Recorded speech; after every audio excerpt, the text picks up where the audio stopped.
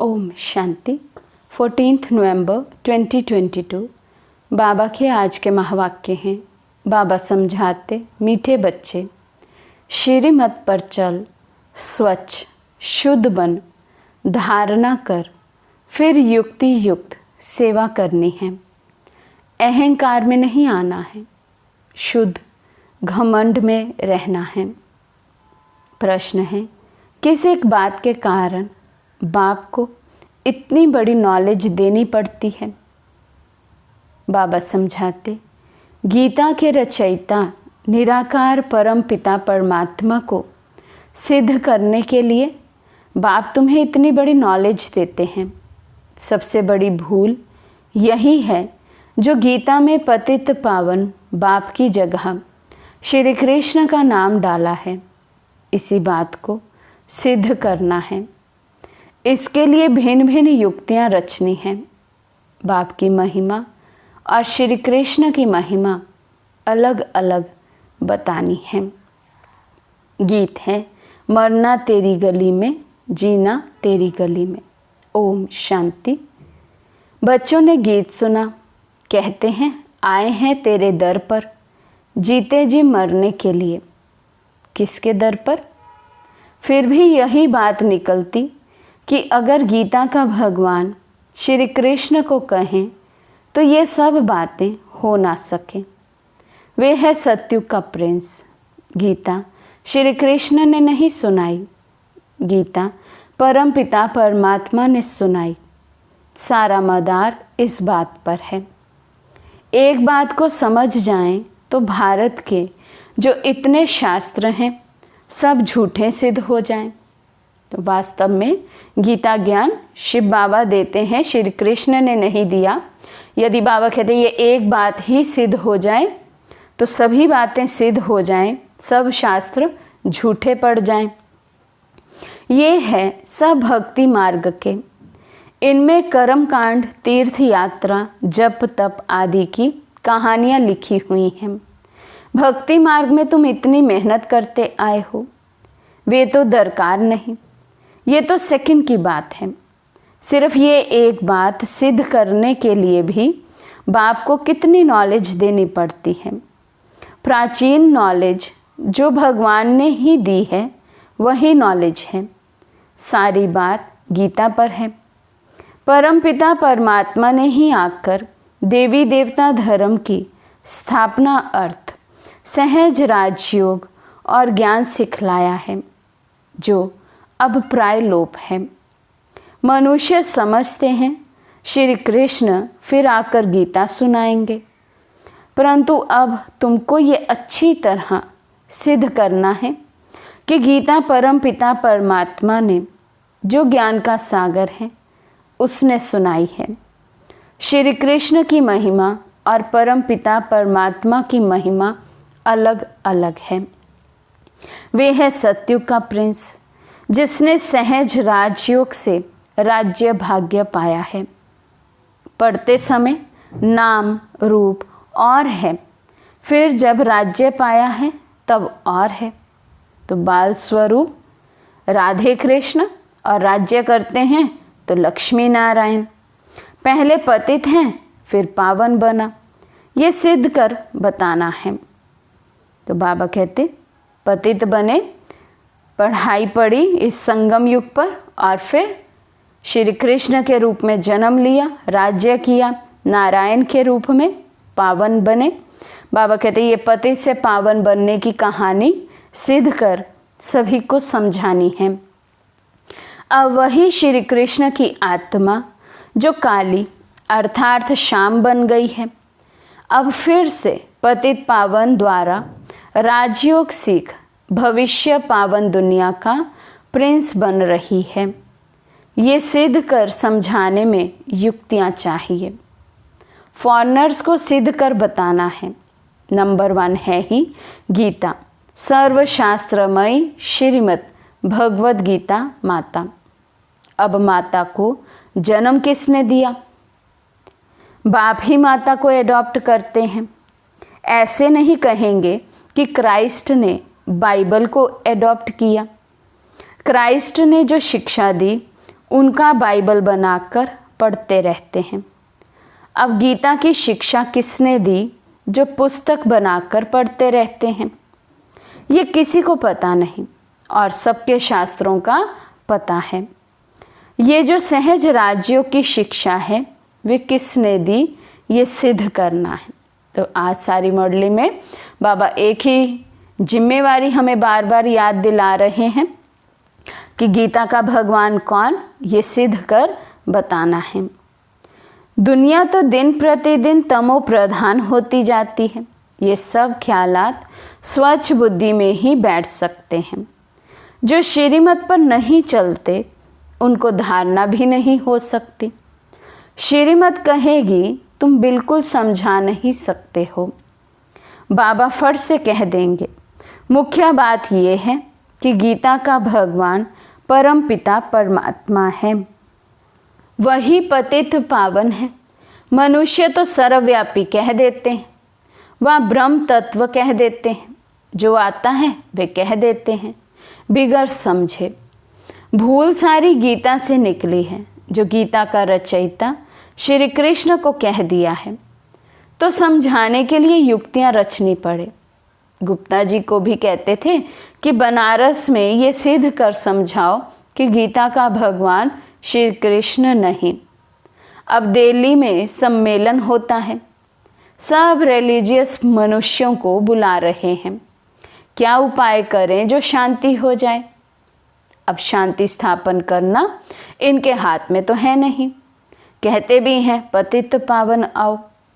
फिर ये पतित कैसे शांति स्थापन कर सकते हैं, जबकि बुलाते रहते हैं, परंतु पतित पावन को जानते नहीं। कह देते हैं रघुपति राघव राजा राम, वे तो है नहीं। झूठा बुलावा करते हैं, जानते कुछ भी नहीं। अब ये कौन जाकर बताए? बड़े अच्छे बच्चे चाहिए। ऐसे बहुत हैं जो अपने को बहुत ज्ञानी समझते हैं, परंतु है कुछ भी नहीं। मिसाल है चूहे को मिली हल्दी की गांठ, नंबरवार है। ऐसे ही बाबा कहते सभी बच्चे नंबरवार है। थोड़ा भी ज्ञान को समझते तो कोई बच्चे समझते हम तो जैसे मास्टर ज्ञान के सागर ही बन गए, लेकिन बाबा कहते असल में ज्ञान की धारणा होती नहीं, तो सब नंबरवार हैं। इसमें बड़ी युक्ति चाहिए जिससे सिद्ध हो जाए गीता भगवान ने रची है। वे कह देते भाई भी हो, है तो सब भगवान। बाबा कहते हैं भगवान वाच, मैं उस श्री कृष्ण की आत्मा जो 84 जन्म पूरे कर अंतिम जन्म में हैं, उनको एडॉप्ट कर ब्रह्मा बनाए, उन द्वारा गीता ज्ञान देता हूँ। वे ब्रह्मा फिर इस सहज राजयोग से फर्स्ट प्रिंस सत्युग का बन जाता है। ये समझानी और कोई की बुद्धि में नहीं है। तुम बच्चों में भी यथार्थ रीति अभी ये शुद्ध घमंड आया नहीं है। इतनी प्रदर्शनी आदि करते हैं, अर्जुन सिद्ध नहीं करते हैं। पहले ये भूल सिद्ध कर बतानी है कि श्रीमद् भगवद गीता है सब शास्त्रों की माई बाप। उसका रचयिता कौन था? जैसे क्राइस्ट ने बाइबल को जन्म दिया, वे है क्रिश्चियन धर्म का शास्त्र। अच्छा, बाइबल का बाप कौन? क्राइस्ट। उनको माई बाप नहीं कहेंगे, मदर की तो वहाँ बात ही नहीं।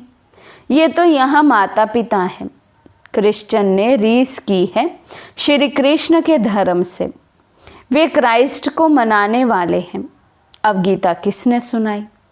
उसने कौन सा धर्म स्थापन हुआ? ये कोई नहीं जानते। कभी नहीं कहते कि पतित पावन परम पिता परमात्मा ने यज्ञ रचा। गोले के चित्र से समझ सकेंगे कि बरोबर परम पिता परमात्मा ने ज्ञान दिया है। राधे कृष्ण तो सतयुग में बैठे हैं, उन्होंने अपने को ज्ञान नहीं दिया है। ज्ञान देने वाला दूसरा चाहिए, कोई ने तो उसको पास कराया होगा ना। ये राजाई प्राप्त करने का ज्ञान किसने दिया? किस्मत आप ही तो नहीं बनती। किस्मत बनाने वाला बाप या टीचर होता है। गुरु तो गति देते हैं, परंतु गति सद्गति का भी कोई अर्थ नहीं समझते। सद्गति प्रवृत्ति मार्ग वालों की होती है। गति माना सब बाप के पास जाते हैं, ये बातें कोई समझते नहीं हैं। वे तो भक्ति के बड़े बड़े दुकान खोल बैठे हैं। अच्छे ज्ञान का एक भी दुकान नहीं, सब है भक्ति के। बाप कहते हैं ये वेद शास्त्र आदि सब भक्ति मार्ग की सामग्री है। ये जप तप आदि करने से मैं नहीं मिलता हूँ। मैं तो बच्चों को ज्ञान देकर पावन बनाता हूँ। सारे सृष्टि की सद्गति करता हूँ। वाया गति में जाकर सद्गति में आना है। सब तो सतयुग में नहीं आएंगे, ये ड्रामा बना हुआ है। जो कल्प पहले तुमको सिखाया था, जो चित्र बनाए थे वे अब भी बनवा रहे हैं। ये जो बड़ी भूल है वे सिद्ध हो जाए कि युक्ति से चित्र बनाएंगे। कहते हैं 3 धर्मों की टांगों पर सृष्टि खड़ी है। एक देवता धर्म की टांग टूटी हुई है, इसलिए हिलती रहती है। पहले एक टांग पर सृष्टि बड़ी फर्स्ट क्लास रहती है। एक ही धर्म था जिसको अद्वैत राज्य कहा जाता है। फिर वे एक टांग गुम हो 3 टांगे निकली हैं, जिसमें कुछ भी ताकत नहीं रहती। आपस में ही लड़ाई झगड़ा चलता रहता है। धनी को जानते ही नहीं, निधन के बन पड़े हैं। समझाने की बड़ी युक्ति चाहिए। प्रदर्शनी में भी मुख्य ये बात समझानी है कि गीता का भगवान श्री कृष्ण नहीं, परमपिता परमात्मा है, जिसका बर्थ प्लेस भारत है। श्री कृष्ण है साकार, वे है निराकार। उनकी महिमा अलग है। ऐसे युक्ति से कार्टून बनाना चाहिए जो सिद्ध हो जाए कि गीता परमात्मा ने गाई और श्री कृष्ण को ऐसा बनाया।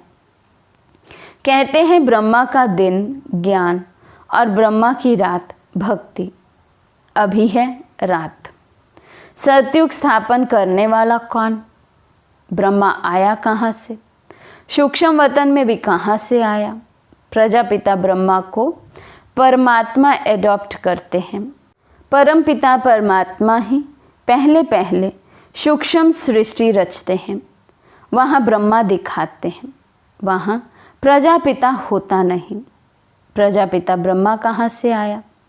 ये बातें कोई समझ ना सके। श्री कृष्ण के अंतिम जन्म में इनको परमपिता परमात्मा ने अपना रथ बनाया है। ये किसी की बुद्धि में नहीं है, ये बड़ा भारी क्लास है। टीचर जानते हैं ये स्टूडेंट कौन सा है, तो क्या बाप नहीं समझते होंगे? ये बेहद के बाप का बेहद का क्लास है। यहाँ की बात ही निराली है। शास्त्रों में परले दिखाकर रोला कर दिया है। तुम जानते हो श्री कृष्ण ने गीता नहीं सुनाई, उसने तो गीता का ज्ञान सुनकर राज्य पद पाया है।